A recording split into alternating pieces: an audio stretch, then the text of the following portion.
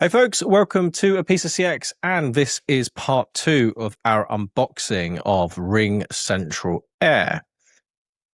Is it an unboxing if you do it in 2 parts? I'm not sure, but after recording the first video yesterday, I carried on playing with AIR throughout the day, getting to understand how the different skills work, connecting up HubSpot, creating a few more things essentially. So last time we looked at this, we hadn't turned on appointment booking, and we have a couple of different ways of doing this. I've just created it using calendar access. We saw that in the integrations up here, connected up my Outlook calendar. That could be, I guess, other calendars within there. But if I go back to Air Studio, back through here, I could also put in an SMS link. I tried using my Zoom scheduler link. It didn't like that. So I went back to using calendar access. This worked really nicely. And we've got a notification channel as well. We could use email if we wanted to. Also set up knowledge. So if we go to manage knowledge bases, let's go over here, Knowledge Hub. In Holt Test, we have a document that just runs through some expertise and capabilities, stuff that probably should be on my website when I think about it out loud. But let's go back to Knowledge Hub. So here we can see it's used in Holty. We can go back to Air and here. What else do we do? We added some frequently asked questions last time we played with that. Other things played with was lead capture. So I connected up HubSpot originally, and we don't have the right part of HubSpot where it sends that back to. A little bit of Dr. Googling helped me out with that one. I was like, why are these leads not capturing? But we can create a lead capture, different types of callers, and the questions, all the really important ones, what service, what time, and what's your favorite cheese. I also found here, I was originally putting it before transfer or at a natural break. I've now put it as after greeting, just so it starts that early on. I was trying to get it to say, hey, I'd like you to record my details. I want to know more information. Didn't quite have the intent management in there, but after changing that around a little bit, worked really quite nicely. So the other one I've not turned on yet is transfer by context. I can go and add a rule. So if I transfer to myself, in fact, we'll transfer to David, and we'll say technical support, IT help desk. We'll go with that and just see how it gets along. Oh, we've got an analyze button here. We'll see how that gets along. That is ready as well. So that's all turned on. So I was really impressed with this actually when I was playing with this about booking time. That was easy, just appeared in my calendar. It did offer me midnight, which was a slight worry, but I also don't know if that's because there are no rules in the calendar. We've not told it what our hours of being available are, which was interesting. So let's give it another call. Interesting, we've got a chat option here as well, so we could do that. Let's do that actually. So I want to book some time. What I do need to do is remember that I've got loads of appointments in my calendar now from when I do this. Whenever I play with systems, I end up putting coaching calendars, all that kind of stuff. Yeah, sure. Let's see. Actually, Friday. I have no idea how it's going to react to this. We thought we'd give it a little push, see how it gets on. Nice. Can't even spell my details here. That means the old live and kicking number is going to get itself an SMS now confirming that appointment. Let's see.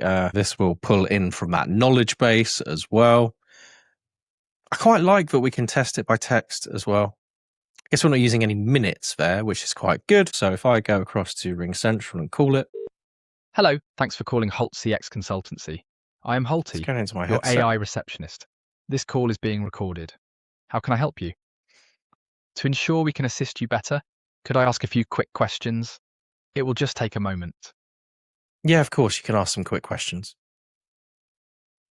All right, I understand. May I have your full name, please? Yeah, my name is Bob Triskothic. Got it, thanks for sharing. Could you please confirm if you'd like us to use this number for future contacts? No. Use my mobile number, which is 0777 111 2223. All right, I've noted that. Which product or service are you interested in? I'm interested in RingCentral Consultancy. Okay, I've got that noted. When would be a good time to call you back? Any day before 12 p.m. Sure, I see when that works well. What is your favourite cheese?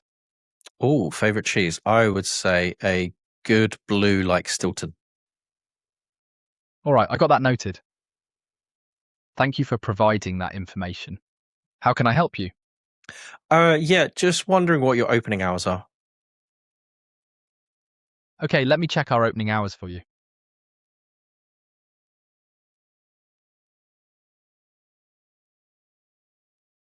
We're open Monday to Friday, 9 a.m. to 6 p.m. We're closed Saturday and Sunday.